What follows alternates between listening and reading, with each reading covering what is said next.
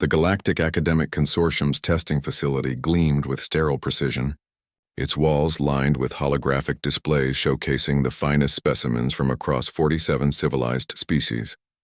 Dr. Vex Thor, a Krelian examiner, whose crystalline exoskeleton refracted the ambient light into rainbow patterns, reviewed his datapad with visible distaste. Another human applicant, he muttered to his assistant, a six-armed Peluvian named Court. Why do they persist in applying to our institute? Their reaction times are laughably slow compared to proper species. Court's multiple appendages twisted in what passed for a shrug among his kind. The council mandates we test all applicants regardless of biological limitations.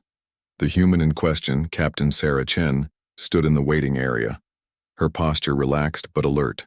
At 32 standard years, she carried herself with the quiet confidence of someone who had survived situations that would have killed most beings twice.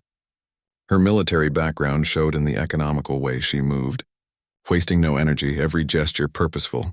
Subject 847H, please enter the testing chamber, the automated voice announced. Sarah walked through the reinforced doors into a massive spherical room. Floating platforms dotted the space at various heights and angles, connected by shimmering energy bridges. At the center hovered the infamous Krelian reaction matrix, a target board system that had humbled countless applicants across the galaxy. Dr. Vex Thor's voice echoed through the chamber's speakers. You may begin when ready, human. The test measures cognitive processing speed and physical response time. Most of your species fail to achieve even basic certification. Sarah said nothing. She'd heard it all before. The dismissive tones, the barely concealed contempt, the casual assumption that humans were somehow lesser. Earth had only joined the galactic community 15 years ago, and old prejudices died hard. She stepped onto the starting platform and raised her hands.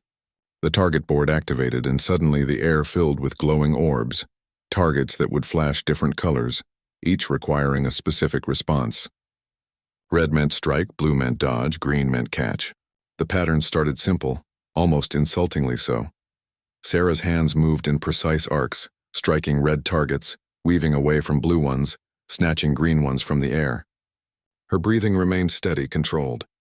This was no different from 100 combat drills, 1,000 hours in simulators. Increasing to level 3, Vex Thor announced, surprise creeping into his voice. The targets multiplied, their movements becoming erratic. They no longer followed predictable paths but zigged and zagged with randomized algorithms designed to confound even Krelian reflexes. Sarah adapted instantly, her body responding before her conscious mind fully processed each threat. It was muscle memory, pattern recognition, and something the galaxy's superior species couldn't quite understand. The legacy of 1,000,000 years of survival on a death world. Level 4. Level 5. The holographic display outside showed Vex Thor leaning forward, his crystalline features betraying fascination. Court had abandoned his other duties entirely, all 6 eyes fixed on the human's performance. This is unprecedented, Vex Thor whispered. No human has ever reached level 7. Sarah was in what her old drill sergeant had called the zone, that state where time seemed to slow, where the universe narrowed to pure action and reaction. Sweat beaded on her forehead, but her movements never faltered. Strike, dodge, catch, strike. A dance older than civilization itself, the choreography of survival. Level 8 initiated, and that's when everything went wrong. A power surge rippled through the facility, a microscopic flaw in the quantum power coupling, 1 in a billion odds. Sparks erupted from the target board's central matrix. Several energy conduits overloaded simultaneously, and suddenly the carefully controlled test environment became a maelstrom of electrical discharge and cascading system failures. The target board caught fire, flames spreading impossibly fast across its surface as chemical coolants ignited. Burning debris began to rain down into the chamber. The automated safety systems, overwhelmed by the catastrophic failure, locked down instead of opening, trapping Sarah inside with a growing inferno. Emergency shutdown failed. Court shouted, his appendages flying across the control console. The door mechanisms are frozen. She's trapped! Through the observation window, they watched Sarah assess her situation in a heartbeat. No panic, no freezing. Just immediate, decisive action. She sprinted toward the nearest floating platform as burning fragments fell around her.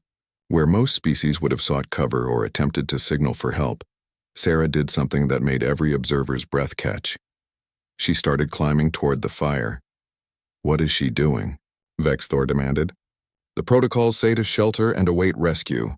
Sarah vaulted from platform to platform, using the energy bridges even as they flickered and destabilized. She reached the burning target board and, without hesitation, grabbed a piece of metal debris. Using it as a lever, she pried open an access panel that no test subject should have even known existed. "How does she know our infrastructure layout?" Court asked, amazed. Inside the access panel lay the manual override for the chamber's atmospheric controls. Sarah's fingers flew across the alien interface, another thing that should have been impossible. Humans weren't trained on Krelian systems. But Sarah had spent 3 years as a combat engineer, and desperation was the mother of innovation. She recognized pressure valves when she saw them, understood that symbols indicating danger were universal. She yanked the largest lever. The chamber's emergency venting activated, explosive decompression sucking the fire's oxygen away. The flames died instantly. Then, with the system destabilized, the door locks failed open, and Sarah dropped from the platform, rolling smoothly as she hit the ground and sprinting out of the chamber before secondary systems could re-engage. She emerged into the observation room, singed and breathing hard but alive and uninjured. The silence stretched for a long moment. Your reaction time," Vexthor finally stammered. "The diagnostic showed you operating at 190 milliseconds, faster than our Krelian averages. And your problem-solving under pressure." Sarah wiped soot from her face. "You called human reflexes primitive. Maybe you should ask yourself something." She fixed the examiner with a level stare.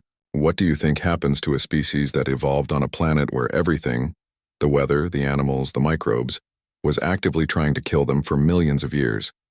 "We didn't develop fast reflexes for academic tests, Doctor. We developed them to survive when survival should have been impossible." She headed toward the exit, then paused. "Oh, and you might want to check your power couplings. That surge came from a manufacturing defect in the quantum housing. I saw it when I opened that panel." 3 months later, Sarah Chen became the first human to graduate top of her class from the Galactic Academic Consortium. The Krelian reaction matrix was redesigned based on her recommendations, and across the galaxy, a new understanding slowly took root. Perhaps primitive was just another word for tested by fire.